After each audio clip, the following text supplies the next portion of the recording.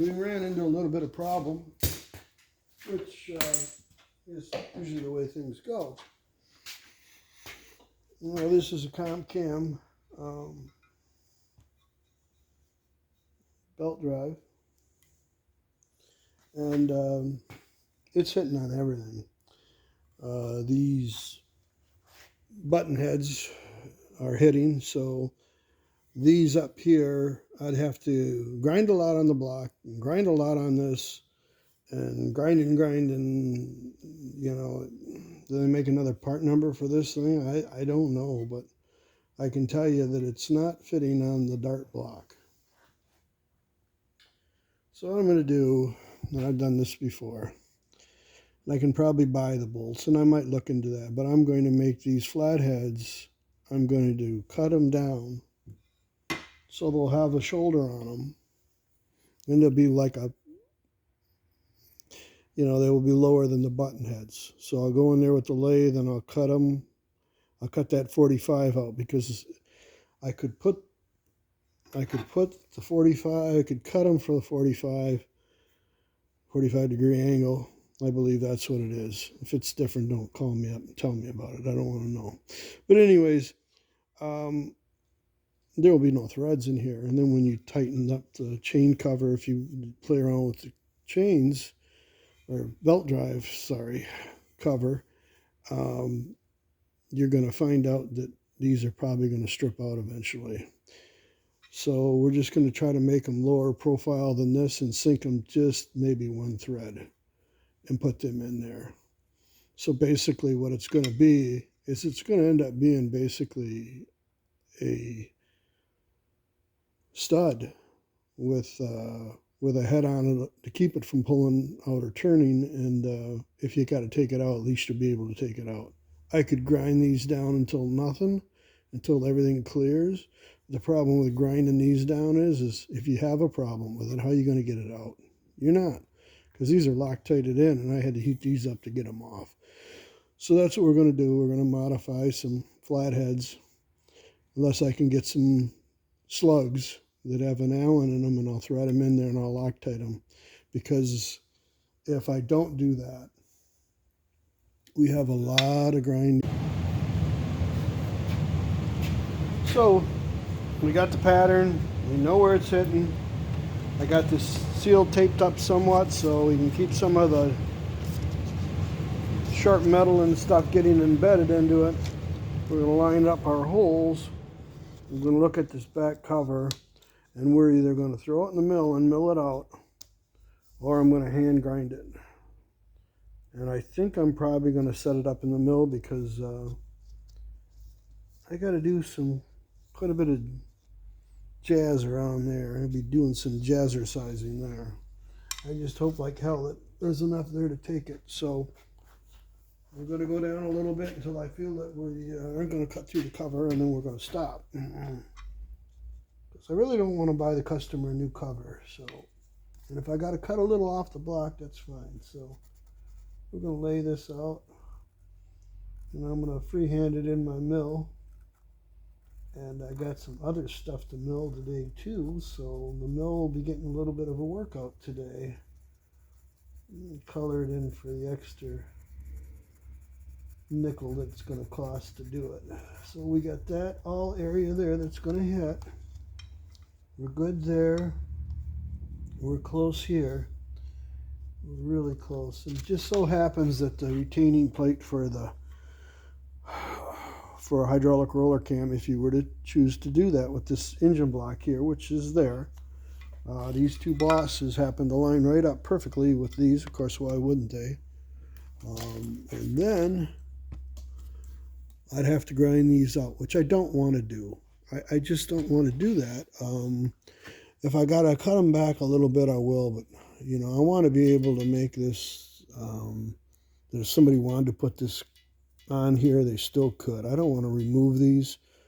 But removing these would make it a lot easier. And I can notch these down a little bit. This is not this ear here. These are Mickey Mouse ears. The plug fits down in here, so If we just have to nick these down a little bit, as long as the pipe plug clears. And I'm not sure on this block, I haven't looked at it, but I got a new big block over there, and it takes AN cap screws now. But if it takes an AN cap screw, it's going to cover up most of this. So then that means we're going to have something in the way.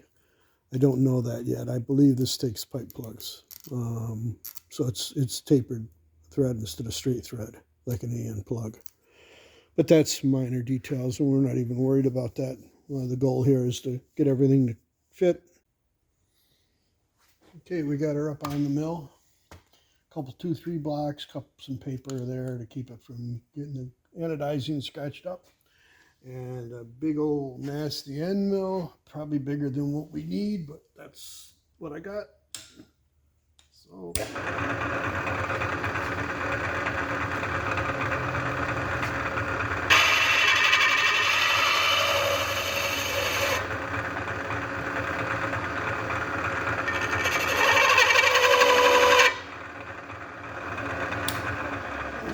let's see if we can slow her down a little bit.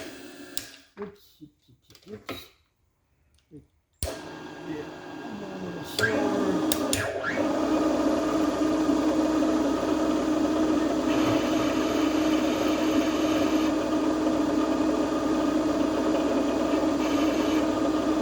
Okay.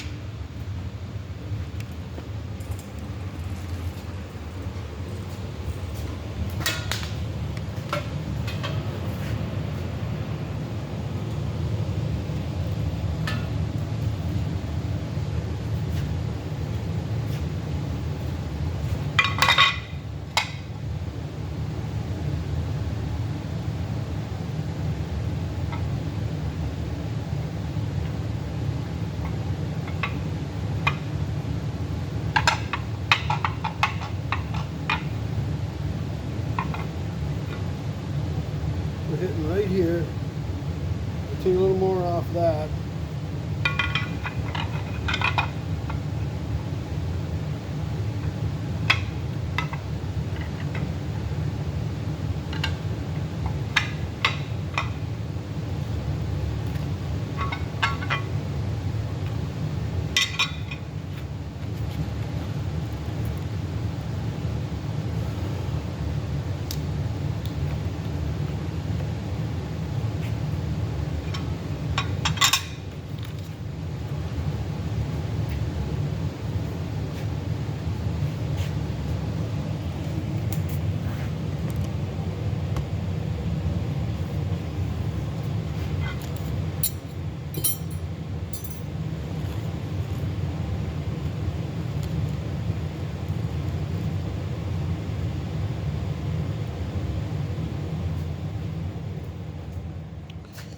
So we got to take a little bit more material out of here.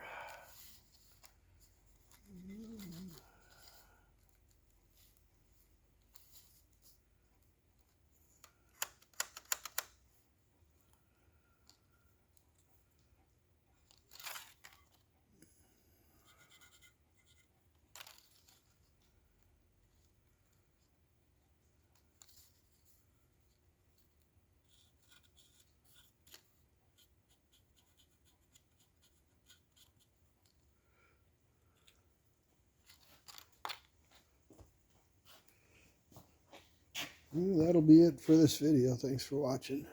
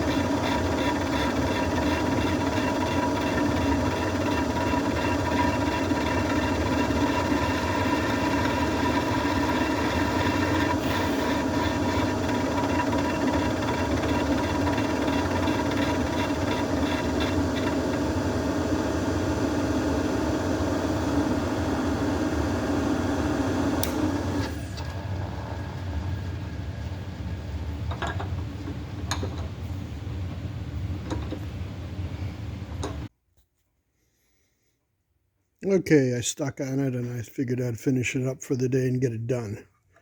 So it sits pretty damn flat. She's all the way down that I can tell.